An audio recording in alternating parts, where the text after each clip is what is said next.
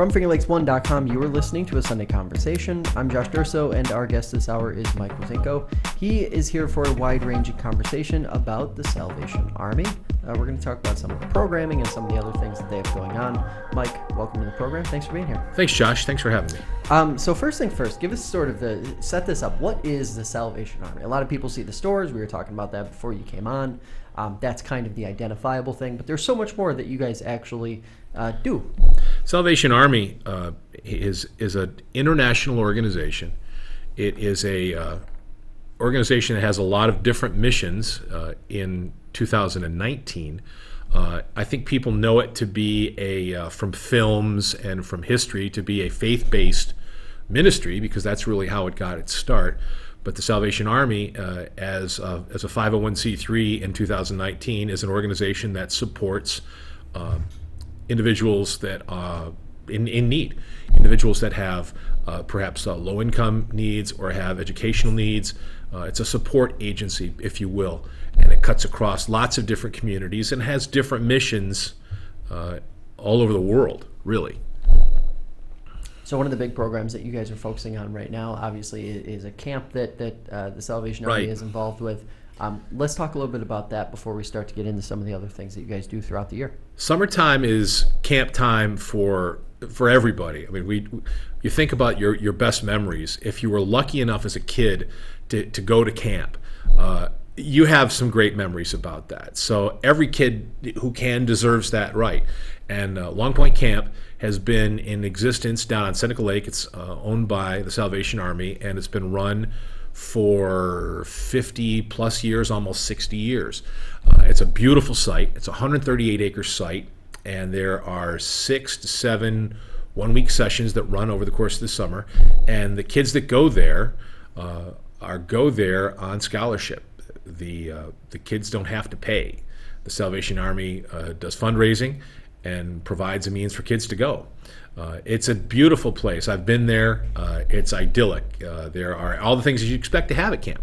There's a dining hall, there's gym, there's a swimming pool. Of course, there's all the waterfront activities on the lake. And I think 16 bunkhouses. So you're going to have about 1,000 campers over the course of the summer, and about 100 staff that make a lot of great memories happen. And in terms of just the amount of lives that you're able to touch in a relatively short period of time, you're talking about a short summer season here in upstate New York. How in terms of, I'm thinking in terms of like bang for your buck, that has to be really great for the people who are working and trying to make this happen, to be able to turn that short season into something that is really good for the kids here in the Finger Lakes. We hear over and over again that the camp experience enhances the kids' sense of well-being. It enhances them educationally, because there are educational activities that take place during the summer season. There is a spiritual component. There are lots of things that kind of build up during that 1 week of time. We hear from kids that have been there for, say, 2 and 3 years at a time. They build friendships. People come from 48 counties in New York State to attend Long Point Camp. So kids come from all over, and they do return. So if they get a chance to come back, those friendships are enhanced. And I think there is so much that a camper gets exposed to. We've seen, again, in film and personal experience what summer camp is. So for some people, I don't have to explain it. But for the camper, who hasn't had that opportunity, maybe because of their family's income, they can't send them to camp. This is an opportunity that could be life-changing. This is an eye-opener. This is that beautiful setting and all those great relationships in the best possible light. And it's interesting when you mention where, just how far-reaching and where the campers are coming from. How important is it, as you guys sort of see, just getting that interaction, that child-to-child interaction in that environment when some of these folks are coming from pretty recessed and rural communities in the Finger Lakes in upstate New York? Well, I think you have an opportunity we do talk about camp satisfaction, and something like 63% of the campers say that they felt better about themselves after their week at camp. So I guess there's your best metric. How do they feel? Regardless of where they're coming from, regardless of their circumstances, their own personal reflection is overwhelmingly, this made me feel healthier, more active, stronger, more focused. I feel like I have some new friends. I mean, what do you need as a 6 to 13-year-old? That sense of place, that sense of belonging is apparently, of course, according to the surveys, we do pretty well with that. And talk to us a little bit, if you can, about how important and how much of maybe a challenge the aligning the dollars and cents so that this can happen on a sort of continuous, never-ending scale. How do you guys sort of work through that throughout the year? I would assume that this is not something that you're just working on during the summer. This is probably something that's the wheels are turning year-round, right? It's about $1 million. It's a $1.1 million budget for the facility. It's about $675 to send a kid to camp. So there's a responsibility that the Salvation Army that I have placed on ourselves to fundraise, to make those accommodations for the campers. But everything else comes with a price tag, like you alluded to.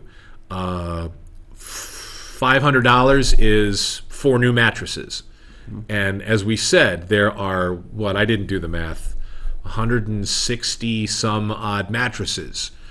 All those beautiful buildings that were fully upgraded about 20 to 25 years ago with a big fundraising campaign are going to start to need updating. If you have a house in upstate New York or a building of any kind in upstate New York, you know that about every 20, 25 years, you're going to need things like all of a sudden roofs and windows and appliances. So really there is a kind of a constant capital need. The fundraising of the camp is general fundraising for the Salvation Army. When you see us out there ringing a kettle at the holiday time, that's general fundraising. There are activities that we might partake in throughout the community. We may have events, fund drives. Those are all to support this pretty much ongoing capital need. We're lucky in that we get a lot of support for it, but it's constant. Just like every other great organization that serves people, it's constant. And I was going to say, I'm curious, just given the fact that now, maybe there aren't necessarily more organizations competing for those dollars, but it's certainly easier to find places to donate your money. How much of a challenge is that aspect of it, competing for those dollars and sort of, while there are other really good causes, keeping yourself front and center, keeping the Salvation Army front and center so that people do think and remember to donate there throughout the year of their giving? Well, it's a great question, and it's really why I'm here today. I mean, this is a part of, I work in banking. I work for Lyons National Bank as a commercial lender. This isn't my profession. I'll leave that up to the Martinezes, who are the commanders of the Geneva Salvation Army. The idea here, though, is there is this feeling that you really have to maintain a constant focus, not just on fundraising per se and having important programs that serve the community, but somewhere there has to be this connective tissue of marketing or public relations, whatever you want to call it. And I think there's a lot of organizations today that are running really fast to keep up with that desire for information that mediums like Finger Lakes One is a part of. But that's across all media. That's across all people's attention. It's that constant look down at your phone and checking out whatever social media source you're looking at. It's constant. And I think that the Salvation Army, and I'm a part of an effort to make that conversation and how do we ask for money, how do we ask for funds, a little bit more normal part of our operation too. I think there's so much need, and the Salvation Army works so hard with all its various programs, and there's certainly so much crowding out everybody's attention these days. So I think, like lots of organizations like Salvation Army, we're working on just how do you have a regular conversation with people, not just event based, but how do you have a constant conversation, and it's not, hey, let's be honest, it's not easy. The toughest part of some of the 501c3's lifespan is, you're operating on a lot of volunteers. You're operating with a little less staff than you would have maybe if you were a for-profit entity. You're really trying to do more with less. So a big part of that missing piece for lots of organizations like the Salvation Army is, well, we really need somebody to help us with a communications and marketing strategy so we can be a part of the communications mix all the time. Everybody's struggling with that right now. And I do want to talk about the volunteering piece, the volunteerism piece, a little bit later. But in terms of sort of what that public perception is like, what is the big misconception about the Salvation Army that you think some folks may have when they sort of encounter you guys throughout the year?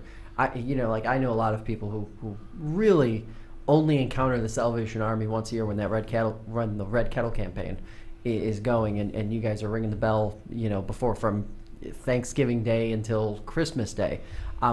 What is sort of that misconception that you guys see on a regular basis? I think there's two. The first one is people in the Finger Lakes region see the Salvation Army stores. They drive by them maybe every day, several times a day. So they figure, well, the Salvation Army has those stores, and they're beautiful, they're well lit, they're big, they're full of things. People are always saying about they're going to go over to Salvation Army and buy something.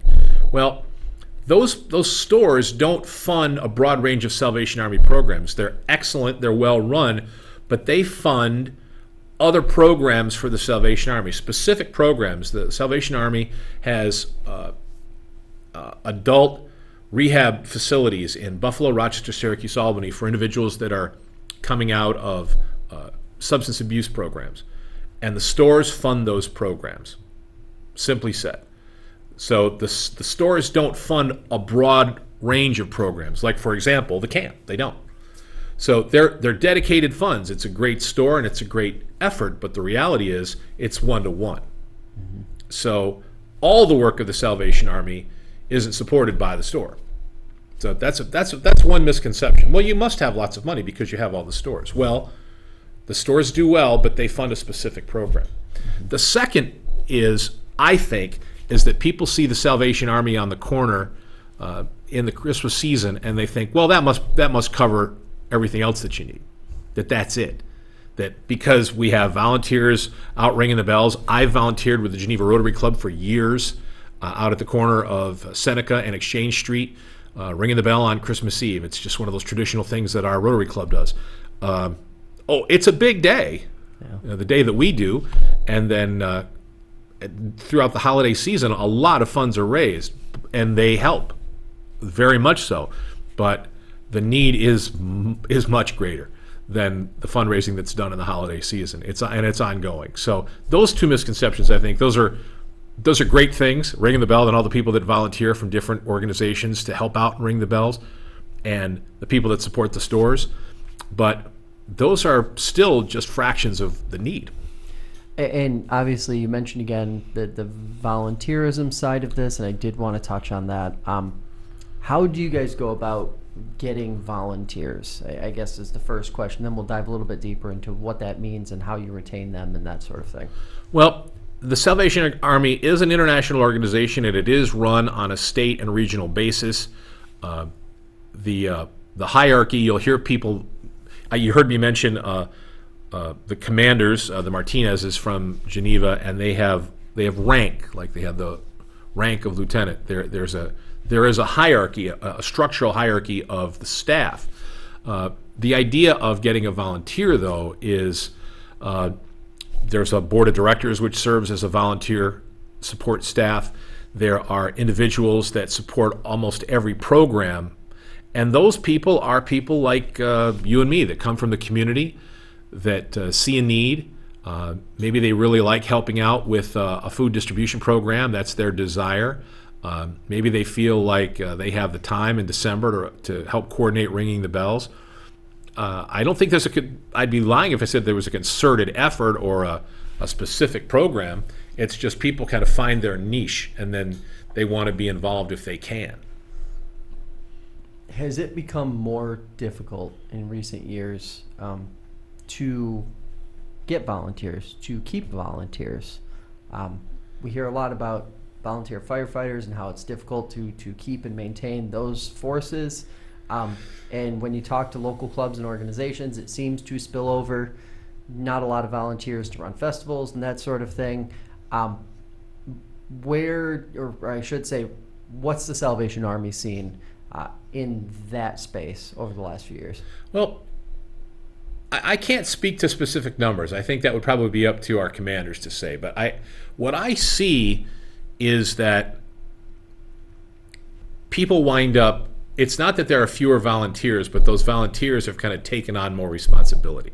That's not a twisted answer. My straight answer is I think that the communities of the Finger Lakes are just as full of people that are good-spirited about giving their time as they ever were. But I do see that as the economy shifts and funds get cut back on certain positions, lots of things, particularly in the nonprofit world, become volunteer positions and become taken up by volunteer people. So, maybe you used to volunteer at this organization, and now you volunteer at this organization and this organization. Oh, and one day a week, you spend some after-school time with this organization. I think the demand has gotten bigger. I don't think our population has shrunk. I think it's just that people are pulled in different directions, and they're certainly asked. What do they say? If you want something done, ask a busy person. Give it to a busy person to do. Well, that's kind of true with volunteers. Like if somebody's volunteering at A, B will probably come and ask, and C will see you working at A and B and probably come and tap you on the shoulder sometime. In terms of the breadth of the different programs that the Salvation Army is involved with to varying degrees, what I want you to talk a little bit about how wide-ranging that is and how much of a logistical challenge that can be on local folks who are, as you said, already spread thin. Just so people get an idea of all the different things that the Salvation Army is actively doing, and just how few people are actually, in the grand scheme of things, actually participating in that whole process. Well, people do kind of come in and out of those roles, but just to give you an idea, I can speak to what actually happens. I mean, on a weekly basis, we offer a prepared foods program that's offered Monday through Thursdays in the Geneva location.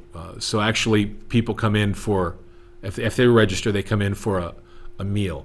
We have a food pantry that takes place on a Monday through Friday basis. So every day of the week. We have, during the school year, an after-school support program for teens who are English as a second language or maybe some economic challenges. The idea here is we're trying to stave off the loss of that slackening that happens in the summertime. So there are programs that take place, but really that's a school year program. The idea here is there's two food-based programs. There are other assistance programs for groceries, for utility, for rent. There are temporary housing voucher programs that take place. This is for people that, in an emergency situation, are about to be displaced. Then there are everything from regular worship services. There's activities in and around the location on North Street in Geneva and also on Saltonstall Street in Canandaigua. But as far as the volunteers that support them, I'd be guessing. I've never seen a list, but I would probably say it's over 30, somewhere between 30 and 50, and I think those people just kind of swing in and out.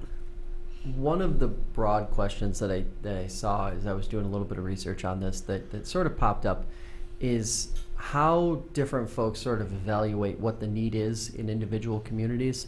How does the Salvation Army sort of, because I would imagine it's an ebb and flow. Like there's ups and downs. There's points where one program might need a little more attention than another. How does the Salvation Army sort of navigate that part of it and at the same time take a pulse of the community and figure out what or where the greatest need is at any given point? Well, for example, last year in 2018, approximately 11,600 individuals got service at the Geneva Salvation Army. So those people could be from a wide variety of need and participated in some of the programs that we just talked about. I don't have specifics on each program. Mm-hmm. But when you're working with people on a 5-day-a-week schedule, when you're seeing families coming in on a week-to-week basis, when you're seeing people come in some cases every day, you have a pretty good feel for when things are shifting or when things are changing. Because if you're seeing almost 12,000 people in the course of 12 months, you're seeing hundreds every month. You're seeing a pattern develop. And I think you have an opportunity there to make better choices on things that get tweaked. This homework program grew out of that, measuring the community. That was in partnership with the school district. This is a constant conversation that's taking place. Lots of organizations, I think this is, we alluded to that stretching of the need for volunteers earlier. I think there is an increasing need for partnerships in the community, and organizations like the Salvation Army is constantly kind of looking to be a part of the conversation, and that's something that we've really tried to ramp up, so we can be a part of the conversations of needs when they come up in the community, and how do we address them? How do we become participative and supportive? What's the call to action that you try to leave folks with when you encounter them, or when you talk to them, or even when you're talking to a group of people in the community? I really think I think our website is a great place to begin. You referenced it yourself. I was looking at it last night just to kind of refresh. Again, it's a national organization. It's an international organization, and the Salvation Army, websites have the website itself. Salvation Army is just Google Salvation Army. You'll get to a great. You can find either local information or look at national general information. In 2019, that's probably the best way to tell the story in as few clicks as possible. I ask people, to ask them when I talk to them about the Salvation Army. Maybe I'm not speaking now as a representative of the organization. I'm just talking about myself personally. What is it that moves you? What is it that you really care about? What is it that worries you? I tend to worry about kids eating and kids having education. Those are hot button issues for me. There are many. I'm just talking about myself. Those are things that I try to support wherever I can. Try to lend some advice or time or treasure. So I ask people, what things are important to you? There are countless and limitless concerns out there. But I try to encourage them to look at the Salvation Army as a place where maybe they can lend some support in those key areas, whatever they are for you personally. Mike, I appreciate the time. Appreciate you coming in and talking about this. This is incredibly important stuff that you guys are doing, and there aren't enough of you, and there aren't enough of us actively participating. And it is really good to have these kinds of conversations, sort of let people know what opportunity is out there for them. Well, it's called an army for a reason. There's a lot of people involved in this and has been for a long, long time. I appreciate the opportunity, Josh.